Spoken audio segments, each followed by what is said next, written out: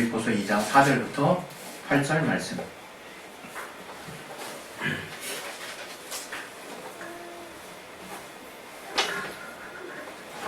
네, 우리 찾으셨으면 다 같이 우리 합독하도록 하겠습니다. 시작. 각각 자기 일을 돌아볼 뿐더러 또한 각각 다른 사람들의 일을 돌아보아 나의 기쁨을 충만케 하라. 너희 안에 이 마음을 품으라. 곧 그리스도 예수의 마음이니 그는 근본 하나님의 본체시나 하나님과 동등됨을 취할 여기지 아니하시고 오히려 자기를 비워 종의 형체를 가져 사람과 같이 되었고 사람의 모양으로 나타나셨음에 자기를 낮추시고 죽기까지 복종하셨으니 곧 십자가에 죽으심이라.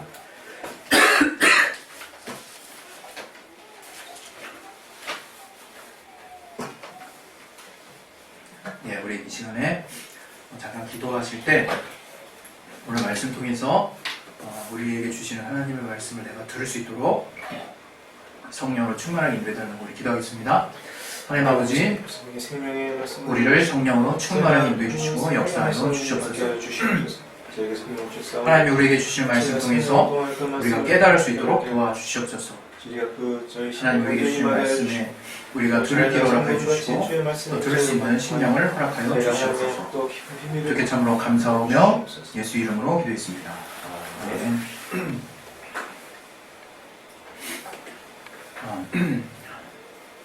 하나님이 우리를 사랑하신다라고 하는 그 사실이 우리에게 다가가기까지 얼마나 어려운 여정을 거쳐야만 할까. 한번 생각해 본 사람은 우리 모두 그리스도인들이기 때문에 최소 한 번 이상 다들 생각하셨을 것 같은데, 하나님이 우리를 사랑한다, 보이지 않는 하나님이 우리를 살아계신 뿐만 아니라 그 살아계신 하나님이 우리를 사랑하신다는 것을 우리가 체험하는 것은 그렇게 쉬운 것은 아닌 것 같아요. 그래서 저도 비록 초등학교 6학년 때인가요?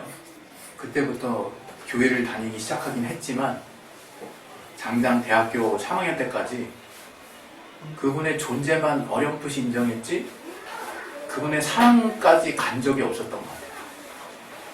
내가 어머니를 통해서 간접적으로 하나님 이렇게 날 사랑하시나?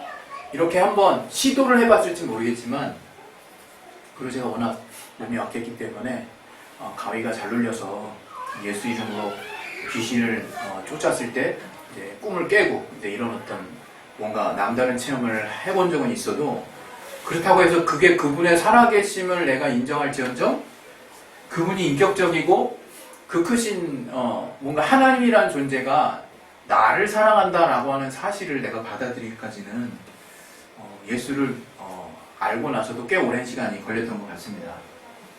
그것처럼 어떤 면에서 우리 또 교회에 또 함께하고 있는 우리 어린 친구들을 또 많은 인내와 또 사랑으로 지켜봐 주어야 되는 거 아닌가, 이런 생각이 들어요. 왜냐하면 저 스스로도 참 엄청나게 이렇게 버텼다는 생각이 참 많이 들거든요. 그래서 하나님이 우리를 깊이 사랑하시는 분인데, 그거를 우리가 이제 신앙 가운데 제대로 체험해야만 이제 신앙의 사실은 첫 발을 내딛는 거죠. 하나님이 우리를 사랑한다는 것을 다들 이제 익숙히 아는 단계를 지나쳐서 이제 나만의 체험, 하나님과 나와의 개인적인 체험으로 들어갔을 때에야 이제 인격적이다, 이렇게 말할 수 있는 것이고, 그러한 인격적인 체험을 통해서 우리는 하나님의 사랑이라고 하는 감정을 우리가 느낄 수 있어요. 그래서 이것은 절대로 어떤 우리가 말씀을 막 뭔가 신령하게 받는다고 해서 뭐 깨달아지거나 전 이렇다라고 생각하지 않습니다. 신령하다는 걸 어떻게 해석하느냐에 따라서 물론 연결점이 없을 수는 없겠지만, 성령의 감동이라고 하는 게 저는 이제 이렇게 들리는 거죠. 바로 성령께서 내 마음을 두드리시는구나. 성령께서 바로 내 마음을 감동시키시는구나.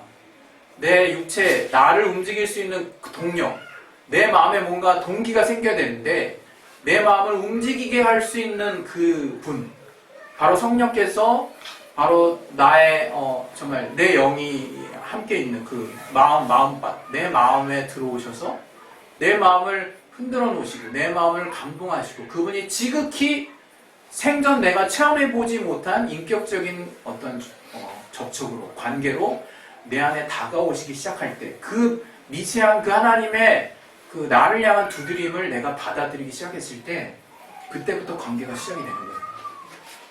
그래서 거기서부터 우리의 신앙이 살이 붙기 시작하는 거죠.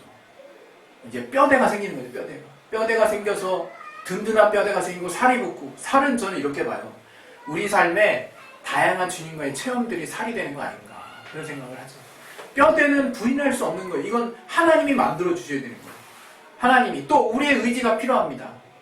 그러나 결국에 가서는 내 이런 보잘것없는 의지에 비해서 하나님이 너무나 크게 역사하셨구나 하는 것들을 우리가 언젠가는 이제 깨닫게 되는 거죠. 이렇게 우리는 주님과의 좀 인격적인 교류를 통해서 우리의 신앙이 나날이 이제 발전해 가는 거죠. 그런 하나님의 사랑을 절대 일방으로 체험할 수 없습니다. 우리는 이제 그런 표현을 써요. 하나님의 사랑이 일방적으로 내게 주어졌다고. 맞죠? 네.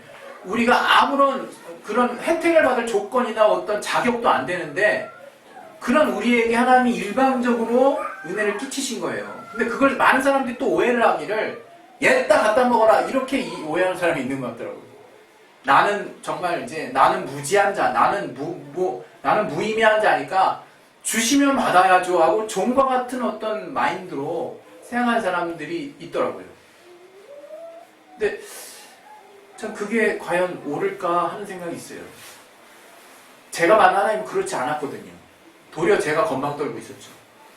도리어 하나님이 나에게 일방적으로 베푸신 은혜가 어떤 의미에서 일방적이냐, 바로 나는 자격 없는, 내가 주님에게 줄 것도 없는 자, 아무것도 줄 게 없는 자인데, 보상할 수 없는 자인데, 하나님 편에서 한 방향에서 일방적으로 나에게 큰 갚을 수 없는 은혜를 주셨다는 차원에서의 일방이지, 우리가 흔히 사람과의 대화에서 쓰는 야, 너 너무 일방적이지 않아? 이런 식의 어떤 뉘앙스를 갖는 일방이 아니라는 거예요. 하나님이 우리에게 그 은혜를 주실 때에도 우리에게 성경의 대표적인 말씀이 있지 않습니까? 요한계시록에 내가 문 밖에 서서 두드리노니 너희가 문을 열면 내가 네 안으로 들어가 너로 더불어 먹고 너와 함께 살겠다고 주님이 하신 말씀, 그게 뭡니까? 상호작용이라는 거, 상호작용. 그러니까 신앙은 쌍방인 거예요. 우리가 주님께 비록 드릴 건 없어도 하나님이 일방적인 은혜를 베푸신 분이라도 우리가 그분 앞에 우리가 뭔 배짱이 있길래 이렇게 버티고 있는지 모르겠지만 하나님 우리를 기다려주셨다는 거예요. 또 우리를 끝까지 참아주셨다는 거죠.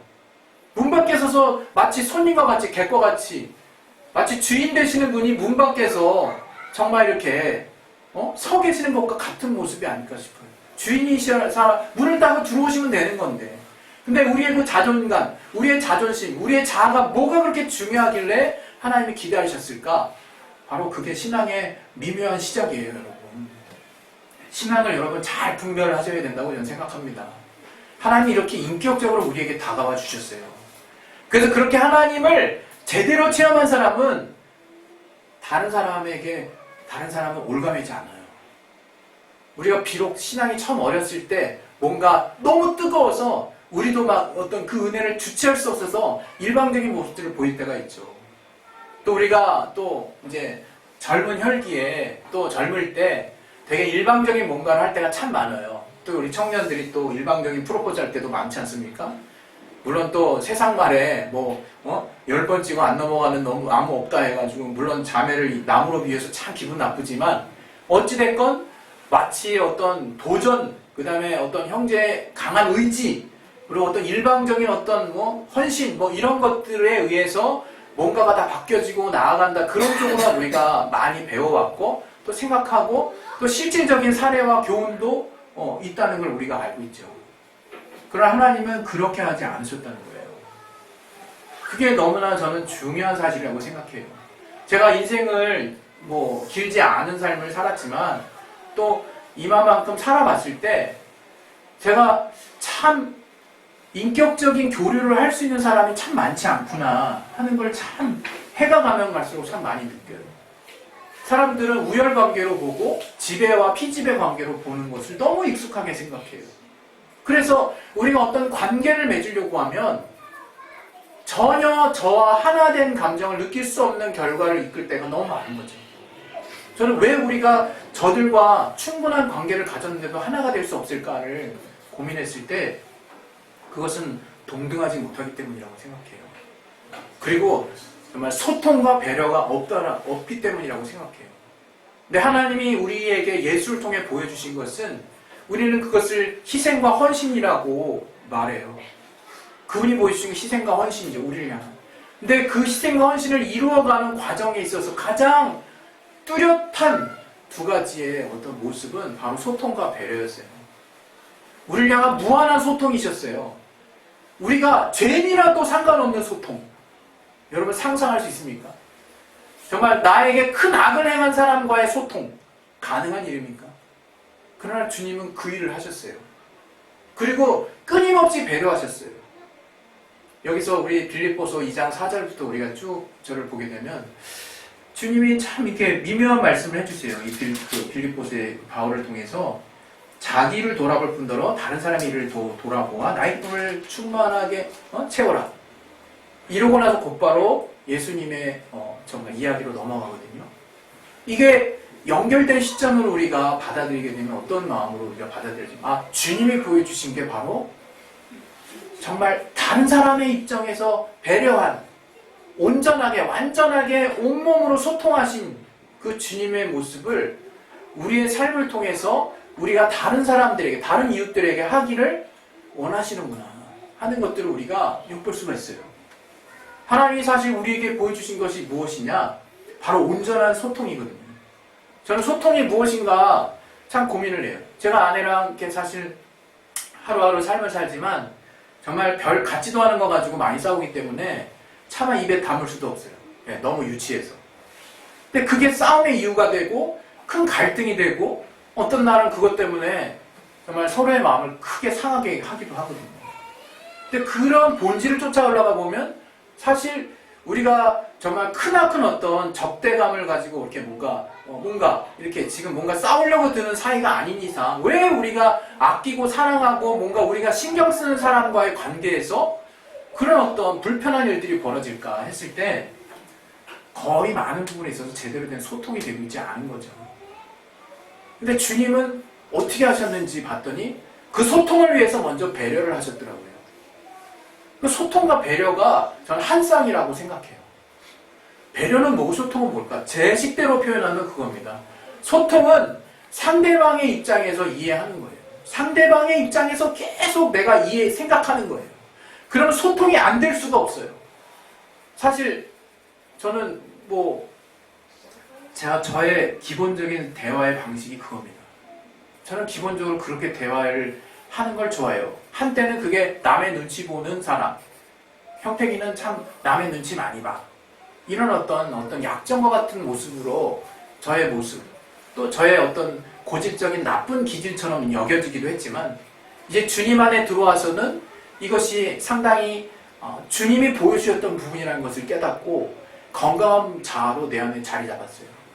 바로 저는 어떤 사람을 대하든 상대방의 입장에서 생각하려고 애를 쓴다 이거예요. 그러면 참 신기하게 대화가 시작이 돼요. 그러면서 소통이 시작되면서 이 사람의 언어의 방식이 받아들여지기 시작하는 거예요. 이 사람의 언어의 벽을 통과한 저 너머에 마음의 겉껍질이 하나씩 둘씩 벗겨지기 시작한다 이거예요. 그 마음속에서 말하려고 하는 중심이 슬슬 보이기 시작한다 이거예요. 전 그게 너무 놀라운 일이라고 생각하는 거죠. 우리에게 있어서 사람과 사람이 서로 한마음이 된다는 건 여러분 엄청난 일입니다. 그거는 그냥 쉬운 일이라고 생각하지 마세요. 야 얘는 애랑 나랑 기질이 같으니까 뭐든지 다 통해. 옛날에 그렇게 쉽게 생각했잖아요. 그래서 같은 기질 막 끼리끼리 모이는 거 좋아하고 근데 여러분 잘 생각해보세요. 같아 보여도요. 정말 다 뜯어놓고 진짜 정말 한 집에서 살아보세요. 엄청 달라요. 엄청 달라요. 같아 보이는 사람도 하나 될 수가 없습니다. 근본적으로 우리 인간이. 왜? 그걸 저는 여러분 성경의 원리에서 찾으셨으면 좋겠어요. 하나님이 우리 한 명 한 명을 너무나 특징 있는 누구와 닮지 않은 너무나 고유하고 유니크하고 유일하고 특별한 한 명 한 명으로 지으셨다는 사실을 여러분이 아셔야 돼요. 여러분이 소통을 제대로 못한다는 거는 물론 저도 소통에 그렇게 썩 잘하는 사람은 아니지만 소통하기 싫어한다는 건 이렇게 해석할 수가 있어요. 어떤 면에서. 조금 이어서 어떤 면에서 하나님이 우리를 지으신 이 인격의 존엄의 가치를 우리가 이해하기 싫어하는구나 이렇게 생각할 수 있는 거예요. 어떤 면. 그러니까 저는 여러분에게 지금 저 자신에게 말을 하고 있는 거예요. 제가 어제도 약간 공적인 자리에 몇 자리에 이제 갔었지만 그 자리에서도 불편한 사람이 있을 수 있죠. 그랬을 때 저는 일단은 저 사람이 제일 좋아할 말들을 꺼냈어요. 이건 좋아하겠지. 근데 과연 좋아하더라고요. 그리고 대화가 시작이 되더라고요. 물론 저는 항상 이렇게 늘 좋은 상태로 얘기하는 것만은 아닙니다. 그런데 제가 뭔가 주님 안에서 이것이 내가 비록 비단 그냥 저 사람하고 뭔가 연결되기 위해서 그냥 몸부림치는 그런 어떤 단순한 모습이 아니라 주님이 우리 인류와 중심으로 그렇게 소통하신 분이구나 하는 것들을 제가 깨닫고 나서 제 마음의 태도가 바뀌었다는 거예요. 아, 내가 소통한다는 것은 그리스도인으로서 내가 정말 하고자 하는 중요한 일 중에 하나구나. 정말 주님이 우리를 위해서 그렇게 하셨구나. 그리고 그 소통에 필요한 그 배려라고 하는 것들, 그 배려, 우리가 배려 모르는 사람 누가 있겠습니까? 근데 배려는 저는 이렇게 생각해요. 배려는 내가 하기 싫은 것을 하는 거. 내가 하기 싫은 거. 뭐냐면 상대방도 하기 싫거든요. 근데 옛날에는 막 살아가는 사람끼리 그런 얘기 하죠. 난 이건 다 할 수 있다. 당신이 그런 거 별로 안 싫으냐고. 나 안 싫다고. 뭐가 안 싫습니까? 인간 다 똑같습니다. 싫은 거 똑같이 싫고, 냄새나는 거 똑같이 냄새나고, 예? 배부르면 똑같이 배부르고, 하나님 인간, 어떤 우리의 인간이라고 하는 그 한계라는 거, 한계와 감정의 어떤 부분들을 동일하게 느낄 수 있게 하셨어요. 근데 그러한 차원에서 내가 배려를 생각했을 때 뭘까? 근데 어느 날은 아내가 설거지를 하는데 손에 그냥 막 숯진이 엄청 났더라고요. 자꾸 있는 이 말 제가 뭐 대단한 거 하는 것도 아닌데 자꾸 이 말 꺼내서 죄송한데 딱 그거만 해요. 딱. 그래서 정말 저 사람이 저렇게 설거지하는 게 얼마나 손이 쓰라릴까. 근데 어느 날 보니까 우리 또 첫째 딸이 또 숯진이 쫙 나 있더라고요. 이게 숯진 나보지 않은 사람은 모르는 거잖아요. 굉장히 쓰라린 거죠. 막 쓰라리고 막 고통스러운 거죠. 불 닦게 하고 싶지 않더라고요. 거기서부터 저는 그 배려로부터 소통이 시작된다고 생각해요. 근데 그 소통과 배려는 주님의 우리를 향해서 희생적인, 헌신적인 사랑을 한 그 모습의 구체적인 모습이라는 거죠. 구체적인 모습. 우리가 그런 것들이 쌓여서 누군가를 사랑한다는 말로 대변되는 거예요. 우리는 흔히 막 사랑을 뭔가 덩어리 있는 어떤 큰 것들을 자꾸 생각하는데 그것이 아니라 바로 우리가 누군가를 위해서 내가 하기 싫은 거 얘도 하기 싫겠지 내가 하자. 또 이 사람의 입장에서 생각하면 이 사람의 입장에서 이렇겠네? 라고 해서 내가 그 사람을 계속 생각해 보려고 애쓰는 모습들. 이게 내가 뭔가 정말 좀 더 정말 손해보는 삶을 사는 것이 아니라 그것이 주님이 결국 우리가 이 빌립보서 4장 2장 4절부터 8절 이하는 우리가 안 읽어도 알잖아요. 결국엔 주님이 어떻게 이 예수님을 대우하셨습니까? 저가 그냥 아들이니까 당연히 이게 아니죠. 어쨌든 이 성경의 맥락을 봐서는 저가 이렇게 죽기까지 낮아지셨을 때 하나님이 그를 높이셨고 그를 영광의 이름을 주시고 그 이름 앞에 모든 만물이 무릎 꿇게 하셨다라는 말로 마무리가 돼요. 전 우리의 삶도 우리가 이 땅의 삶도 이러한 원리로 살다 보면 우리는 존경을 받지 않을 수가 없어요. 우리가 존경받고 싶어서가 그런 게 아니라 이게 저는 어떻게 보면 하나님 우리에게 알게 하신 삶을 사는 원리가 아닌가 그런 생각이 듭니다. 우리 모두가 정말 누구나 삶을 사는 지혜가 있다고 저는 생각해요. 그러나 특별히 좀 더 우리가 좀 신경을 더 쓰기를 원하는 것은 바로 우리가 어떤 사람도 통하지 않는 사람은 없다라는 그 신념이 우리 안에 있었으면 좋겠어요. 그래서 주님이 정말 가망 없는 우리를 향해서도 끝까지 자신의 몸을 다 인간의 몸처럼 낮아지셔서 완전하게 또 우리를 또 체휼하시고 가난함과 또 척박한 환경과 또 십자가의 죽음까지도 인간에게 가장 두려울 수 있는 죽음까지도 다 체험해 가시면서 우리와 함께 완전한 소통을 하셨던 그 주님의 모습처럼 우리가 이 땅의 삶을 사는 가운데 그럼 우리가 문제를 푸는 그 비결이 어디에 있느냐 생각해 봤을 때 바로 내가 주님이 하신 대로 하면 내가 문제가 풀린다는 것을 여러분이 분명하게 항상 답처럼 생각할 수 있었으면 좋겠습니다.